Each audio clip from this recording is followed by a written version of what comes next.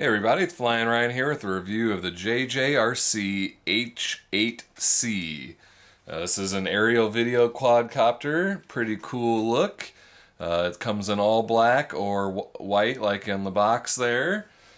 Pretty neat look to it, kind of has that phantom sort of design. I think this is the Cheerson CX20 body scaled down. This is basically a rebranded or maybe cloned, I'm not sure if it's rebranded or cloned, version of the Fayee FY550, which I recently reviewed. But there are a few little differences. Man, they're kind of big. I don't know if I can get them both in screen here or not. They have made a few changes for the JJRC version. First, you'll notice the prop guards are kind of different. The Fayee ones here plugged onto the bottom, and as I mentioned in my review there, sometimes that caused them to kind of grind with the motor pinion. But the JJRC ones plug onto the top of the motor mount there, so no worry about them interfering. And they do screw on with one screw in the center there, but then the other two plug in. They aren't super durable though. I did manage to break one, kind of glued it back together, and it's holding in place decently, but they can break. Let's see, the body is a little bit different. You'll see that the JJRC is kind of taller from top to bottom, whereas this is a little bit thinner. It also feels a little bit heavier. Obviously, the main difference is here that the JJRC actually does come with a camera, where the Fayee didn't. And then the Fayee has the motor pod, or the arm LEDs, whereas the JJRC has these, every single one of those dots you see is an LED. So all the way around the front, side, and back are all these little LEDs, which just looks great. It's very visible, good for night flying or for orientation, kind of gives it a neat UFO look. So I just really like the LEDs. They're white in the front, blue on each side, and red on the back, so really good for orientation.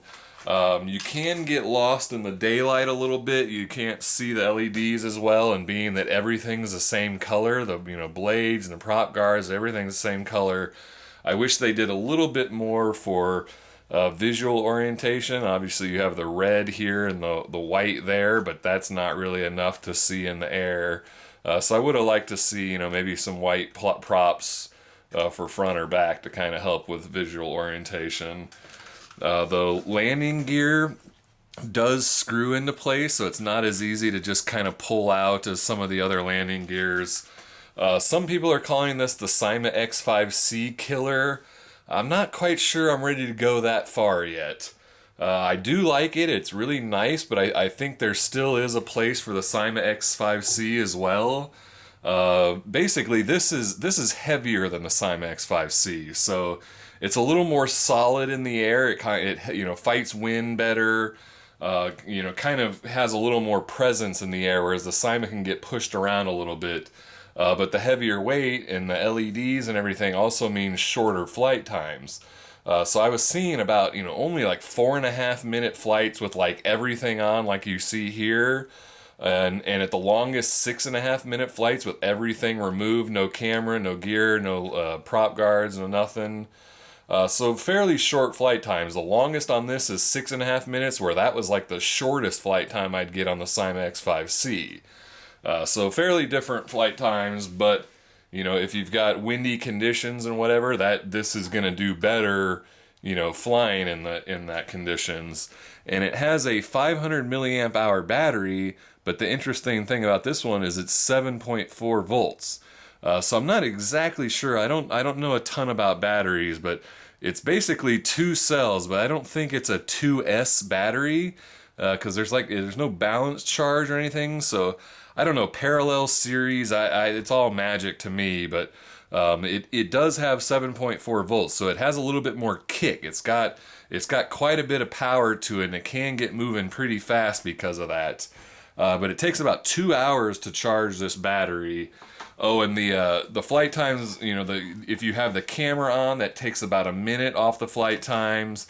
The prop guards take about 30 seconds off of flight times, and the landing gear take about 15 seconds off of flight times. And you pretty much have to have the landing gear on if you have the camera on. Even if you take the camera off and the landing gear off, there's no real like frame built landing feet, which is something I mentioned about the Fayee version as well. You end up like, you can slide the camera off. You basically end up landing on these little camera clips because that's the lowest part of the body. There is no like motor mount or landing feet like the Syma has. It kind of has those arms that stick down. So I would have liked to see some actual kind of frame built landing feet, because, you know, if you don't have any of that on and you're taking off, you know, it kind of just wobbles on the ground because it's just sort of teetering on the camera clips there. But as you can see, the camera is really nice and easy to remove. It just slides into place, snaps on and off, so that's kind of nice. And then this is huge. The lens is adjustable. So one of my big complaints about the Syma X5C was that the lens pointed way down. Well, this, you can pick your angle. So that's really nice. Alright, and let's see what else it comes with. We've got a spare set of props and a screwdriver. And there's also a USB card reader in there. And I believe the camera comes with I think it's 2 GB pre-installed there. Yeah, 2 GB micro SD card, so that's nice, comes with that. And the camera is 2 megapixel HD 720p. So not, you know, super high quality, but that's about the best HD built-in camera you can get these days. And then it has a wall charger, and the battery plug is unique. It's proprietary, I believe. I've never seen this kind of plug before. So a little bit frustrating. It's kind of hard to see, and, you know, all the sides kind of look the same. So I find myself, you know, often having a lot of trouble finding out how to get it to plug in right. But, you know, if you've got a hobby grade charger or whatever, you're probably gonna have to cut this off and build your own charging cable, because I don't know what kind of plug type this is. I've never seen it before in anything else, so a little bit weird there. But there is a nice battery compartment here, so you can kind of slide that camera hatch back, and the battery fits in there well, and there's plenty of room to, you know, jam all your cables in there. And then there is an on-off switch, so you can get your battery fit in and everything, and then you can turn the on-off switch whenever you're ready to get flying. This is the transmitter, which you may have seen before in like the H6C or the F180 that I've reviewed.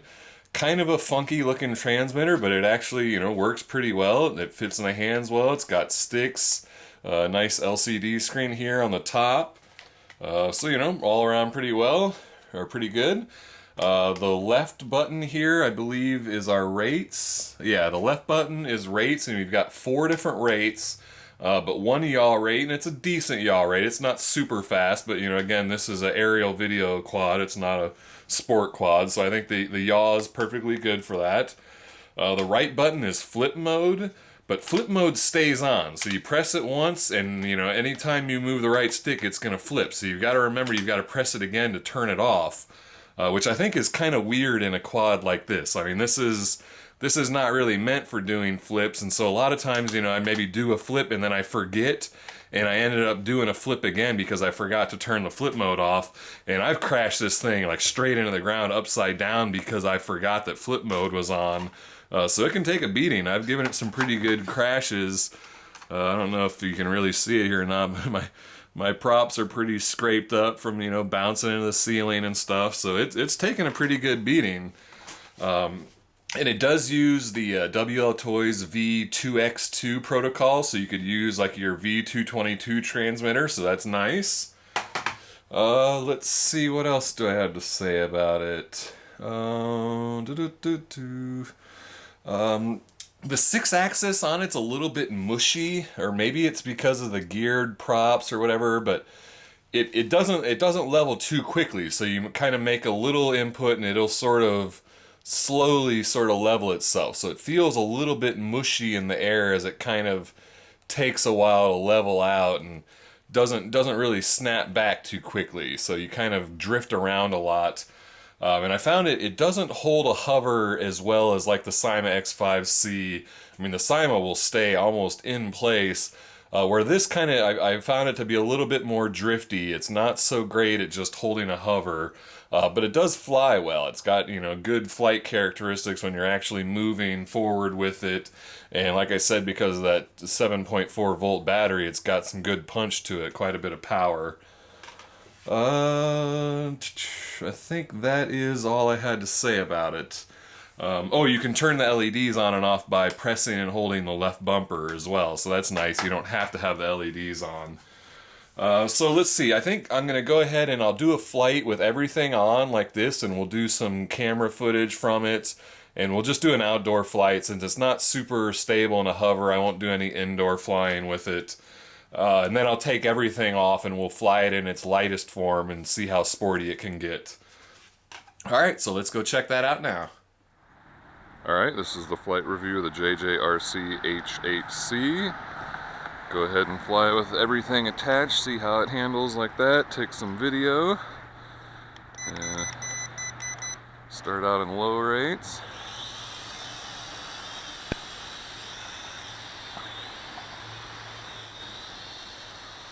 Got a little bit of a breeze out today, right now.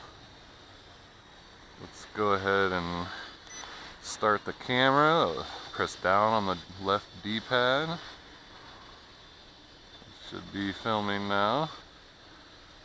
And I'm not gonna get too fancy or anything with everything attached. This is more for the filming, so I'll try to keep it smooth and steady for doing some filming. And then we'll take all the accessories off and fly it a little more sporty, see how that does.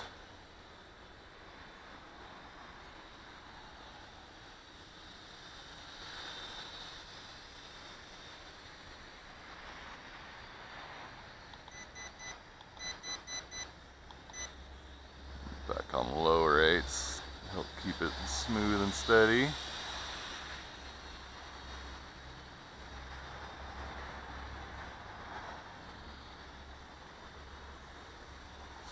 Get some height going. Don't really know what the wind is doing, so I don't want to get up there too high.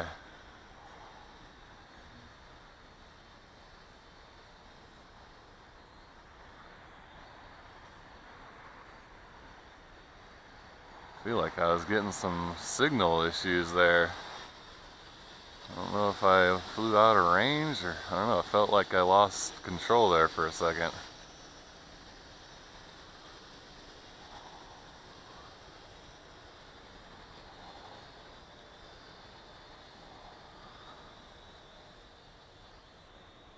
Oh yeah, getting in some wind up there.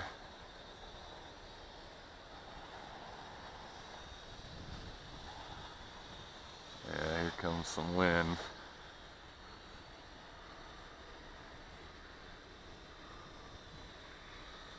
Come in for a droney.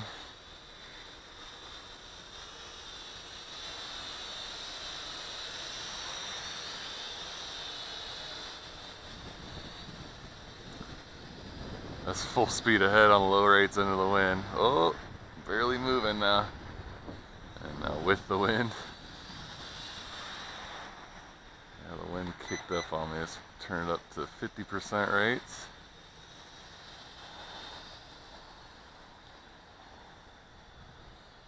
Cold and windy. Flying season is coming to an end.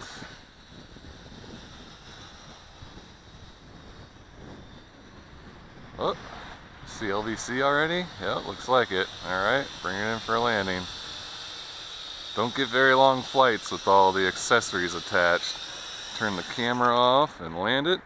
Alright, now I'll go ahead and take all the stuff off of it and we'll give it a flight in just its lightest form and see what it can do like that.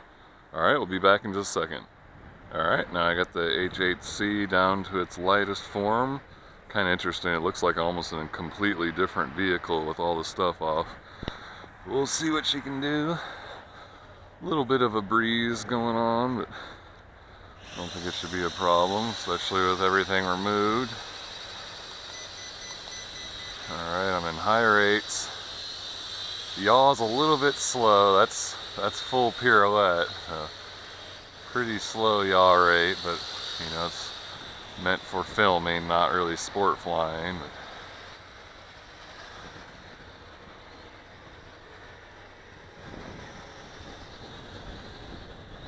yeah, the wind's kind of throwing it around a little bit. Here, let's yeah, you can see the 6-axis is a little wobbly, so ooh, the wind just really kicked up.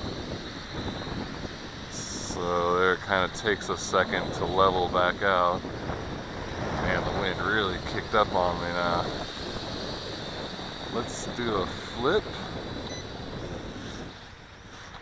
Oh right, dang it, I forget the flip mode stays on. I absolutely hate that. I don't think that... I'm gonna pop the battery bay open. Man, I don't understand why they would do constant flip mode on a quad like this. Just absolutely no point in that. It looks like it's fine though. Alright, flip mode's back off. Let's try that again. Man, of course the wind had to kick up as soon as I come out to do some flying. What the hell?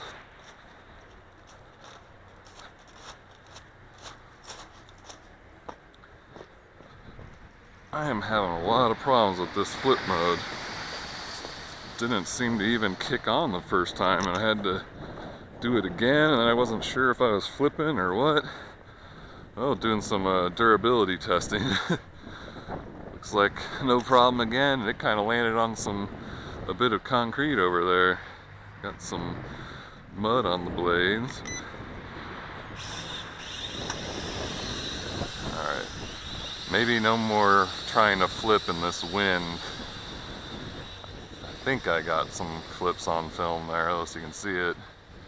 It flips okay. It's not the best flipper, but it can do it. There's about as good of a funnel as we're gonna get. Ah, those branches. It's hard to see them without the leaves on them. And the wind keeps blowing me right over into that tree. It looks like it flies nice though, and with everything removed, it's doing some pretty decent kind of sport flying.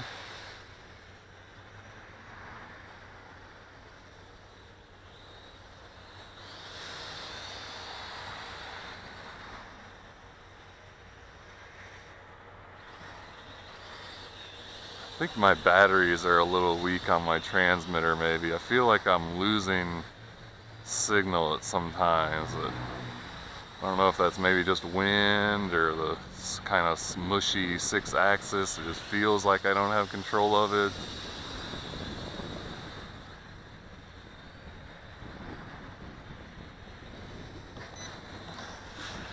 Do some more flipping now that the wind's calmed down a little bit.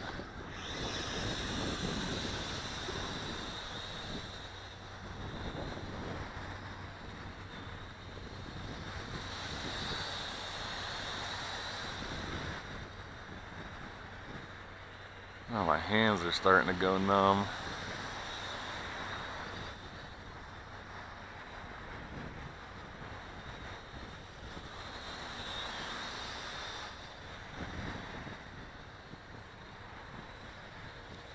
So it looks like it's flying pretty well in this form.